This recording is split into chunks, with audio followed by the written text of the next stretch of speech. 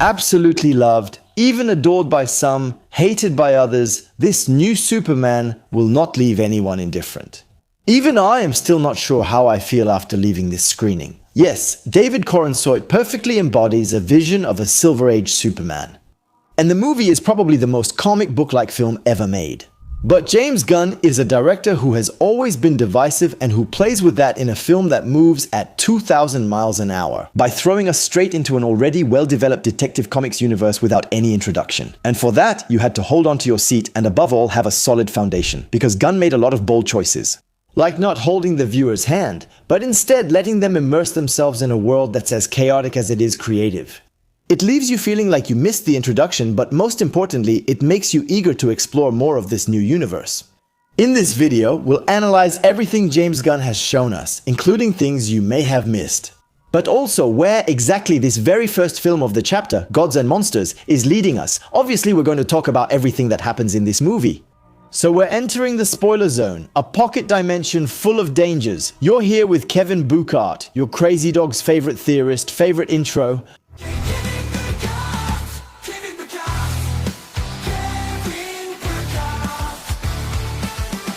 Superman reinvents the genre. As I said in the introduction, James Gunn's Superman won't leave anyone indifferent. There will clearly be a before and after Superman. In fact, you could even say a before and after July 2025. Since the Fantastic Four will also shake up the codes of comic book movies, while the superhero genre is moving more and more toward realism. By adopting our current standards and incorporating the unconventional comic, through a few costumes here and there. Gunn, on the other hand, chose to go all in and pays a fully intentional tribute to Superman from the Silver Age. But if you're not a fan of retro comics, which is totally understandable, what exactly is the Silver Age? It all started in 1938 with the creation of Superman in the very first Action Comics. The world is on the brink of war, and comics at that time offer a simple black and white version of life.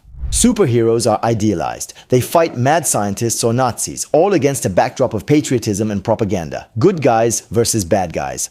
This era reaches its peak in the 1940s before declining, and then in 1950, what is known as the Silver Age begins. In a context of the Cold War, but also in a much more puritanical America. This is when the Justice League is created, and when Detective Comics better structures its shared universe.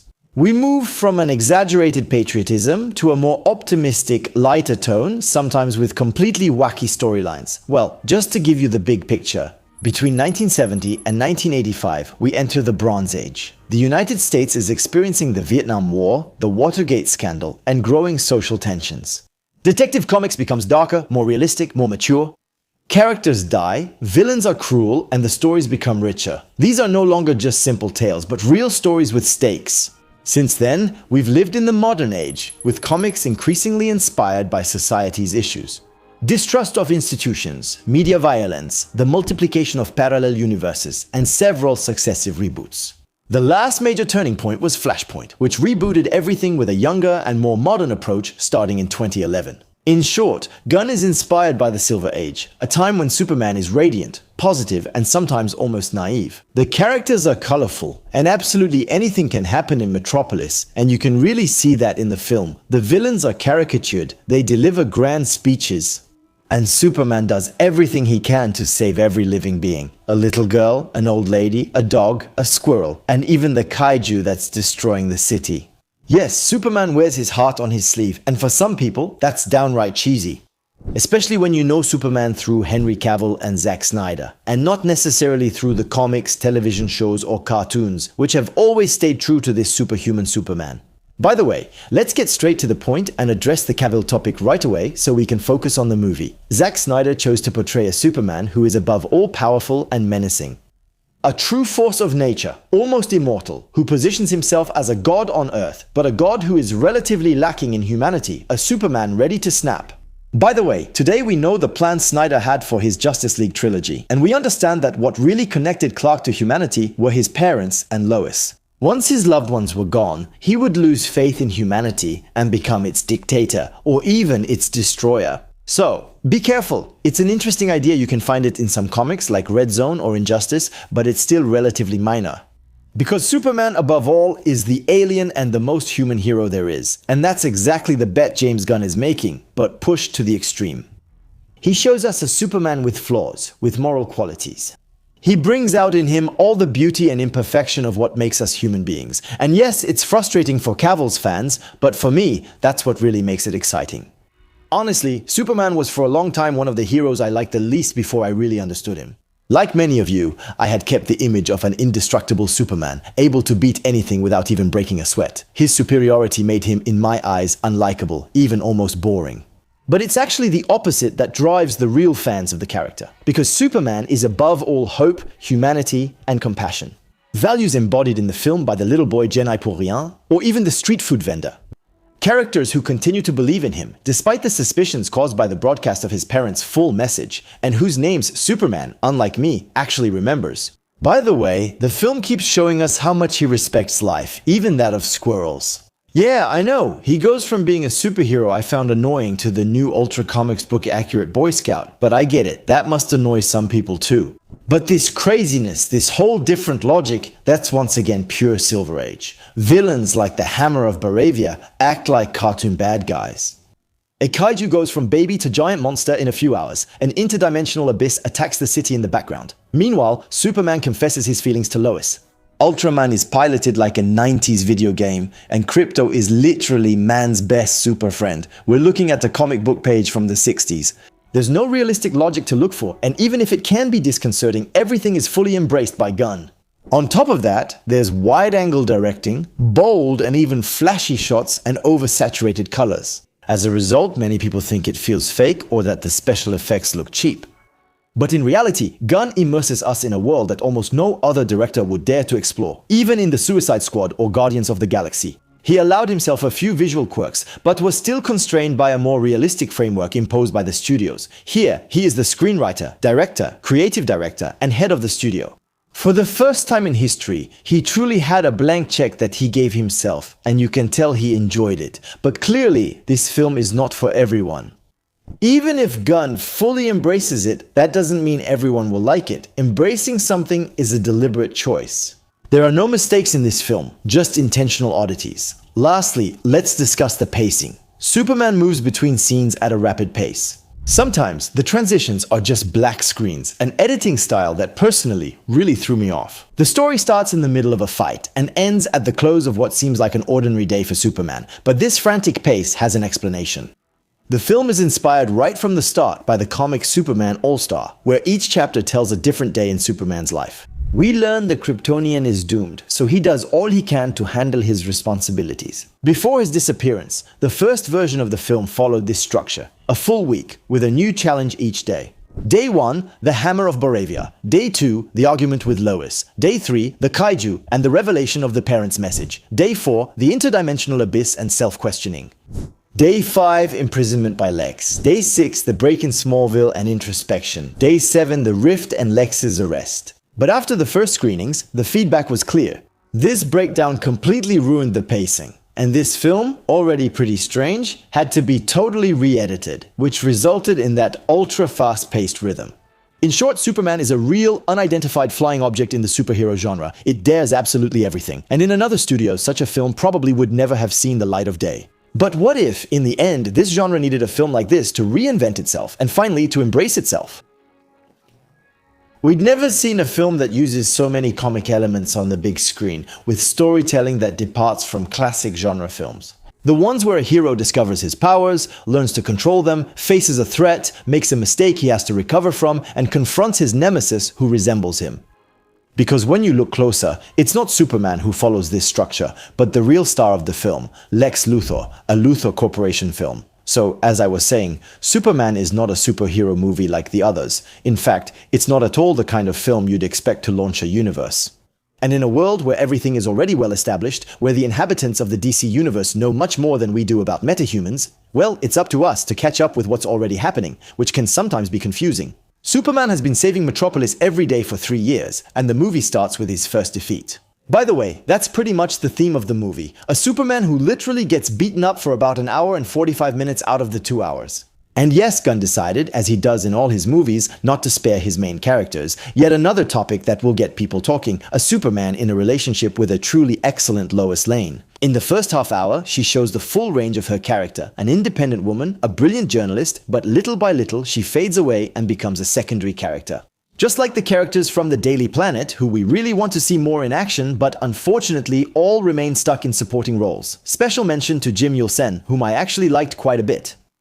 We're reaching the limit of this launch film. What seemed like a good idea, throwing us straight into the action, into a universe. Well, it's a bit like the few Superman characters, it ends up prevented the film from really taking the time to develop Clark, his circle, his life, his relationships. And that's what gives this impression of a machine rushing at full speed. The film gives us a clear vision of what Superman is. The symbol, the compassion, the one who defends life, and above all the inhabitants of Metropolis. But we only get fragments of who he really is, of why he acted that way, and that's what sometimes makes it hard to get attached. We follow a hero who endures a lot, tries to convince Metropolis and us, watching from our screens, that he is the right man for the job, but doesn't always succeed. Because the one who really drives the movie forward is Lex Luthor. For me, Nicholas Hoult is simply outstanding, and for those who think he's overacting, I would just refer you back to my point about the Silver Age. Lex is the original hater, the yin to the young Superman's yang, his complete opposite. He hates everything the Man of Steel stands for, not out of fear or racism, but because of what it says about himself. Lex is convinced that he is the best humanity has ever produced. He even refuses to be compared to Galileo or Einstein because he considers himself far above them. And then Superman shows up and steals all his glory, without having to prove what Lex himself had to earn. At the end of the movie, Lex admits it. He only feels alive when Superman protects, Lex despises, and that's what really eats away at him. How can someone so powerful be so compassionate? Obviously, it hides something. That kindness ultimately highlights his own darkness. And what I find powerful is that Lex is never ridiculed. In the movie, everyone recognizes his genius. Even Mr. Terrific knows he's inferior. And Gunn really took care to avoid easy plot devices with this character. He knows that a good movie needs a good villain. And so, instead of bringing out Kryptonite again, like we've seen hundreds of times, he completely removes it from the universe. No, Kryptonite no longer exists on Earth. For him. Instead, he uses all of Lex's genius to make Superman suffer in other ways, and that's where the movie really hits hard. First, Gunn turns things around by revealing that Superman's parents were fierce colonizers. Yes, the Kryptonians are basically a kind of Viltrumites. It's a piece of information dropped quickly, almost in passing, but it changes absolutely everything. Kal-El is an alien sent to conquer, just like Invincible, and that's an element that will clearly matter for the character's future in the coming years. By the way, since this first film focuses heavily on the hero's humanity, we can already say that the sequel will revolve around his search for his Kryptonian heritage. Because, yes, his parents' message was kind of brushed aside quickly, and it's absolutely unthinkable to imagine that Kal-El would just abandon that identity without even trying to find answers. Answers that could very well lead him to Zod, who might have followed the path of dictatorial colonization in another world. Then, Lex turns public opinion against him, locks him up in a place without sunlight, and most importantly, he replaces kryptonite with another concept, much more original, metamorphosis. And finally, while the mere presence of Ultraman would have been enough for many, it's the engineer who becomes the real, tangible threat. This idea of nanotechnology in the lungs, it's a new way to hurt. Superman, which I found very interesting, and I think it's the first time I've been afraid, even hurt, for Superman. He has already died in the past, especially in Batman vs. Superman. But always with tons of potatoes and explosions, never in a sneaky way. The engineer, by the way, survives, and we'll probably see her again in a future movie, The Authority. Lex, finally, explodes in absolute rage, just like in the comics. He's ready to sacrifice his own city just to bring down Superman, and he even says, "They chose for us to let them die. We'll stop the breach when it reaches a city I care about." That sentence says a lot. Lex becomes a pure Silver Age comic book villain, Machiavellian, consumed by his hatred. But faced with a Superman who doesn't even use violence to stop him, he's trapped against a being who is ultimately infinitely superior to him and can't do anything. And that city he's talking about could very well be Gotham because, as I said in my previous video, Gotham really does seem to be the ultimate guide. You had to pay attention to the neighboring city. But when the fault devastates the city and people flee by car across the bridge, you can see for half a second a sign indicating Gotham City. But the movie isn't only a battle between the hero and the villain, right? James Gunn slips in sharp, political, and sometimes personal messages throughout all this, without even really trying to hide the messages behind the cape. So Superman decides to believe in mankind, no matter how unstable it is, because the movie openly mocks our society, which is easily manipulated and easy to manipulate.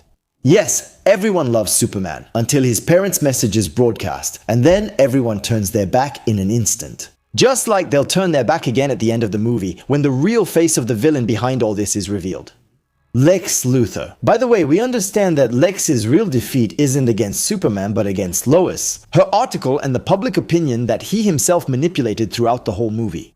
But then, why does James Gunn choose to criticize our society, so attached to gossip, manipulation, and social media? Well, quite simply because he himself has been a victim of it. Remember, in 2019, the internet dug up old tweets from James Gunn, who was still unknown at the time and deliberately provocative. Jokes that were clearly problematic, involving sexual violence. And suddenly, the entire press and social media turned against him. Gunn went from rising star to outcast. It was an extremely stressful period for him, which caused his famous white hair to appear, a dark time during which he remained incredibly calm. He accepted the punishment and never said a word against Disney. But then, the actors from Guardians of the Galaxy refused to come back unless Gunn was reinstated. And that's what would happen a few years later, allowing him to finally make his last Marvel movie. So he went from renegade back to acclaimed genius again. With this movie, he clearly tries to exercise that period, including criticizing talk shows that warmly welcome the film's real villain. Before saying that he regrets it, the joke about the army of monkey haters tweeting Saka's super shit, or even the public suddenly changing sides. In the end, it's all there. The parallel is clear, especially with the street vendor who always believed in Superman, or the child in the middle of war who still believes in the symbol, representing his true fans. James Gunn was criticized for a 2009 joke, but his actions have shown it was just an immature joke from an early career director. And I was telling you that Gunn gave himself total freedom on this film, a freedom that goes far beyond wide angles and color grading, Minecraft style. So yeah, I didn't know where to fit this in, but the whole scene in the river with the green baby, guys, it's literally Minecraft. And it wouldn't even be surprising if it was intentional. Anyway, the director and head of Detective Comics also openly criticizes his country's geopolitics and current conflicts. First of all, Clark is an immigrant, an alien raised on an American farm, ready to do anything for its people, but always seen as a stranger. And that's despite all his efforts to fit in. What I find striking is that when he intervenes abroad, he's seen as an agent of the United States, while at home, he's still considered an alien. It's a typical example of many descendants of immigrants who feel like they don't belong anywhere, despite their actions. In the movie, Kal-El was expected to go down the wrong path, but his choices proved otherwise. He became Superman by choice, not by destiny. Secondly, the Boravia-Jarampa War is an obvious reference to the two major current conflicts. The Boravian president claims to want to liberate an oppressed people, but secretly makes a deal with an arms dealer to split the country. You see what I mean? It couldn't be more relevant. In short, you either like it or you don't. But James Gunn put into a superhero movie what he could have put into an indie drama. A movie seen by millions of viewers, which he turns into a personal outlet. But before I continue with what's next, 80% of you are still watching my videos without subscribing. And it's precisely those subscriptions that allow me to keep the channel going and keep bringing you more quality content. So my friend, don't hesitate to drop a like, subscribe, and turn on the bell so you don't miss any live streams or videos. Alright, done? Let's get back to it. Come on, let's go. The launch of the DC Universe. Now that we've said all that, does this movie actually launch the DC Universe?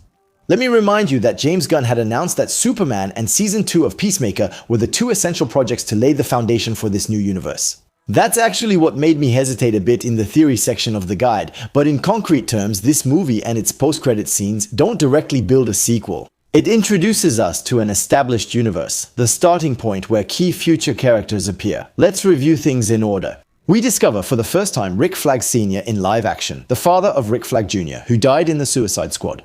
He had already appeared in Creature Commando and is now the head of Argus, the meta-human surveillance agency, which was previously led by Waller. Unlike his predecessor, Flag seems to show a certain empathy towards superhumans. In fact, he's the only one who is wary of Lex Luthor from the very beginning at the Pentagon. And we'll be seeing this character again very soon in Peacemaker Season 2, where he'll be hunting down the hero. But he won't be alone. The Justice Gang will also be making a return. I've talked a lot in this video about Superman, Lois and Lex, but we can't ignore this bunch of misfits that is the Justice Gang. Overall, I really enjoyed the three members. Especially Mr. Terrific, who absolutely steals the show at times, and who we definitely want to see more of. Guy Garner. The Green Lantern assigned to Earth is very well played by Nathan Fillion, who stays true to his usual style of characters that are both quirky and rough around the edges. The only small regret is Oak Girl Isabella Merced's Kendra Saunders, who is far too much in the background, almost a caricature. It's a shame for such a talented actress, who deserves much more screen time. But, as I already said, it's very difficult to develop so many characters in depth in a single movie. Even Superman himself would have deserved more, so Oak Girl clearly wasn't the priority. But everything suggests that this team is the seed of a future Justice League. The name Justice Gang is clearly not unanimously accepted within the team. And we see that their headquarters, the Hall of Justice, is being set up in an old train station. A detail that will delight fans, since the building used is the Cincinnati Union Terminal, which served as the model for the Hall of Justice. In the comics, things have come full circle. In the comics, Bruce Wayne funds this headquarters. Here, wealthy industrialist Maxwell Lord finances the Justice Gang and their base. We see him briefly at the end of the movie, humiliating Lex after his incarceration through the media. And we understand that Metamorpho also joins the team at that moment, a team that's only looking to grow bigger. By the way, the trailer for Peacemaker Season 2 shows us an audition to join the team, with Peacemaker probably being the funniest cameo in the movie. So, this beginning of the chapter will most likely show us the gradual formation of the Justice League, which already includes Mr. Terrific, Green Lantern, Hawkeye, and Metamorpho. Well, anyway, let's talk about Krypto. A character who is omnipresent in the movie and accompanies Superman from beginning to end. I've heard quite a few criticisms about the dog ruining everything, and on that point, I completely disagree. Krypto brings real humanity to this Superman, a hero capable of solving absolutely everything with strength or intellect, but unable to train his cousin's dog. Some in the spoiler room told me a dog ignores everyone all movie, but obeys Superman at the end. So yes, Krypto is a real pain in the neck dog. He trashed the fortress, he's wild and disobedient, but he comes when you whistle. He brings back Kal-El when he's hurt, and he sits quietly when Superman goes back into battle. He's energetic but listens when it counts, especially in that famous moment, brains over muscles. To defeat Ultraman, he uses flawless logic. He whistles for his dog, and Krypto recognizes Clark's scent on Ultraman since he's his clone. So he thinks it's his master, but when Clark finally lets him loose, he's happy, he wants to play, and he jumps on all the floating cameras. So no, there's nothing illogical about that. But before moving on to Ultraman, let's talk about the very last scene, Kara's arrival. If Krypto is so crazy, maybe it's because he has a totally messy mistress. The final scene reveals Kara, Clark's cousin. She shows up drunk, picks up her dog, insults Kal-El, and leaves. And I know this scene doesn't make you want to see her movie at all, but I have to explain to you why her movie is going to be absolutely amazing. Kara is the daughter of Zor-El, the brother of Jor-El. When she was just a child, she witnessed the destruction of Krypton. Although there were deaths and desolation, her city survived on an asteroid drifting through the universe. But the radiation from yellow suns turned the rock into radioactive kryptonite, slowly killing all the survivors. And at 14, her father built a capsule to try to survive and join her cousin Clark on Earth. A tragic childhood, marked by death, escape, and wandering. So, Kara carries her traumas like a burden. Unlike Clark, she never had a childhood, and that's what shapes a character who is infinitely tougher and more tormented.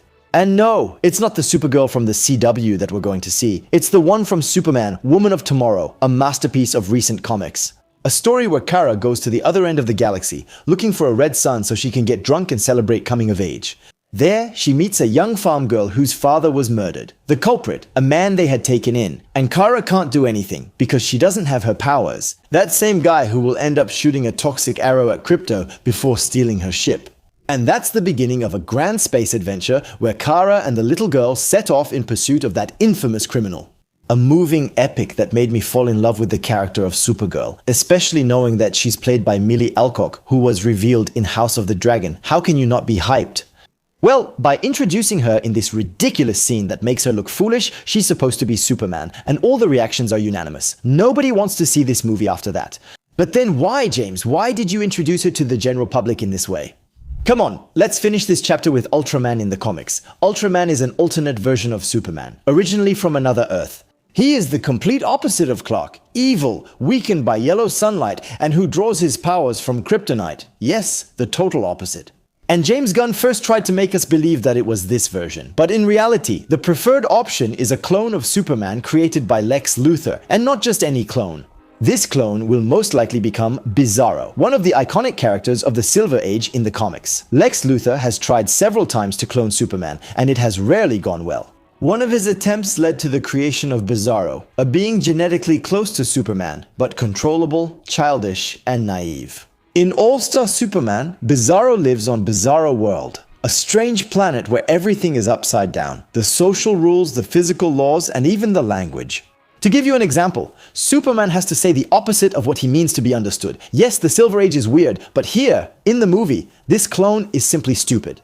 Happy to repeat the moves that Lex taught him, which makes him a formidable opponent throughout the movie. Knowing all of Clark's actions, in the end, Superman sends him into a black hole. But I'm convinced that we'll surely see him again under the name Bizarro, maybe in a reversed world. Finally, if James Gunn really takes his Silver Age obsession all the way, the post-credit scenes, and to finish, let's quickly talk about the post-credit scenes. If, like me, you were expecting something crazy, you probably left the theater with a slightly bitter taste, and that's me being nice.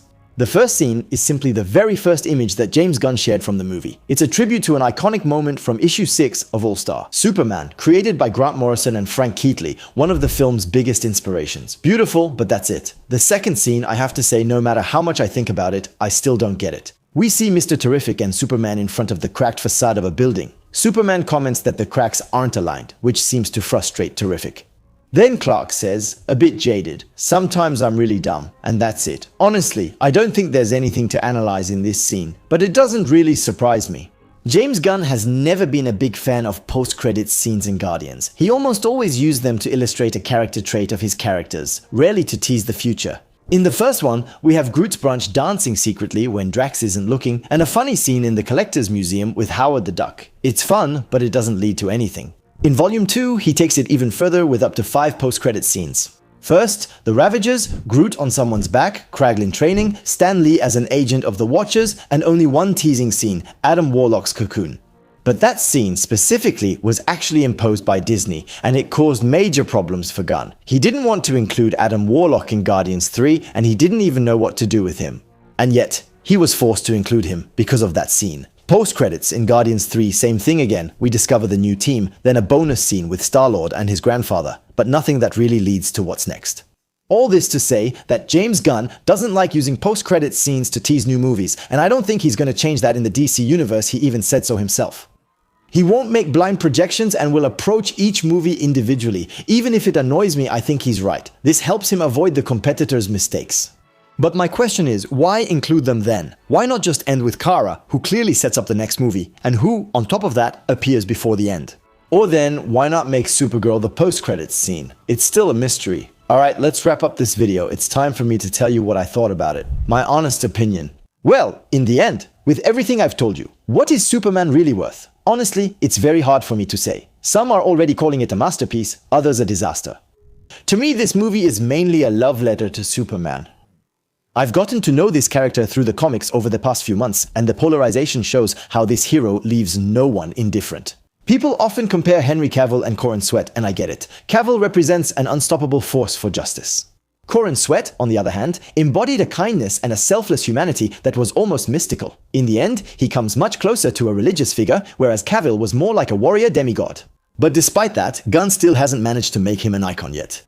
And for me, it makes sense. The film's biggest weakness is that it tries to say too much, too quickly. We arrive in a story that's already well underway, where the characters know each other, interact, and evolve. As viewers, we have to keep up and don't have time to get attached to them. I think Gunn wanted to use the Marvel Cinematic Universe is lull to introduce a new storytelling style. We have to avoid at all costs waiting 10 years to build something concrete. We lay the groundwork and continue to develop the characters over time. Yes, Superman didn't get an in-depth development, but we quickly understand who he is. And now that he's here, he can fit into other stories, grow, develop, and gradually become the expected icon. And even if no character really has the time to fully exist, I love the entire cast. Overall, there are very few missteps. But yes, this film is pure comic book fun, which hasn't been filtered through modernity. It's already retro, almost vintage, right after release, and I think that's what feels good about it. It brings back the wonder of being a kid watching Saturday morning cartoons, which is where it gets divisive. A lot of fans wanted to see a Watchmen rated for ages 16 and up, but this movie is a live-action version of a cartoon from the 1940s. Yes, sometimes it's a bit silly. It should be able to make a kid laugh. And I'm sorry to say it, my friends, but Superman isn't just for the balding man in his 40s wearing a Flash shirt. Comic book culture should also connect with younger people again. And I think this movie beautifully succeeds in making a child's eyes light up again. So, no, the movie isn't without its flaws. Clearly, it moves too fast. Some scenes are too whimsical, and some special effects are too inspired by the comics. By focusing on humanizing Clark, Gunn may have unbalanced the character, as the movie's emotions mostly come from those they can't save, often overlooking the savior's perspective. In short, I'm still unsure and think I need a couple more viewings to decide. What reassures me most is that the entire DC universe won't be set in this universe. Very Gunn. No, each movie will have its own identity, and in the end, that's what really interests me about this universe. I'm really looking forward to what's next. Alright, let me know in the comments what you thought of this Superman, and if you haven't seen my video on Spider-Man 4 yet, you can check it out right here. We'll see each other again soon on the channel for more Detective Comics and Marvel. Meanwhile, remember to stay curious. It's the secret to happiness. Bye.